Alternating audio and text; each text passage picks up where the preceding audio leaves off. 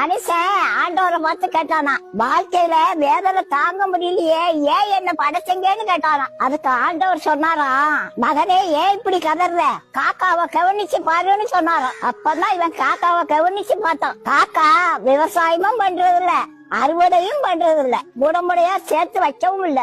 காக்காய்க்கு bank balance 0 தாங்க. அதுக்கு bank அக்கௌண்டே கிடையாதுங்க. நம்புங்க, காக்கா போய் சொல்லாது. காக்கா யாராவது சாப்பாடு கொடுத்தா தனியா சாப்பிடாதுங்க. சித்தப்பாங்க ஓடிவாங்க, பெரியப்பாங்க ஓடிவாங்க, என் மச்சாங்க ஓடிவா, என் மாப்பிள்ளைங்க ஓடிவா, இந்த மகராச சோர்த்தராரு எல்லாரும் ஓடிவாங்க அப்படின்னு கூப்பிடும். ஒரு காக்கா செத்து போயிட்டா எல்லா காக்காவும் குப்பாடு போட்டு ஆடும். அதுக்கு கடனும் கிடையாது, சுகர் பிரஷர் வியாதியும் கிடையாது. அது வாடகை வீட்டுல குடியிருக்காது, எல்லாம் சொந்த வீடு. இத கவனிச்சு பார்த்த மனுஷன் எப்பேற்பட்டவன்னு தெரியுமா? நேத்து ஒருத்தர் ஒரு மளிகை கடைக்கு வந்தாரு. கடைக்கு முன்னாதான் ஒரு 100 ரூபாய் கிடந்துச்சு. இப்படி சுத்தமுட்டும் பார்த்துட்டு ரூபாய கால்ல போட்டு மேய்ச்சிட்டு இப்படியே நின்னுட்டாரு.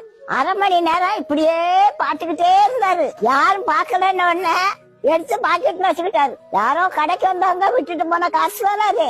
இதுதான் மனுஷன்.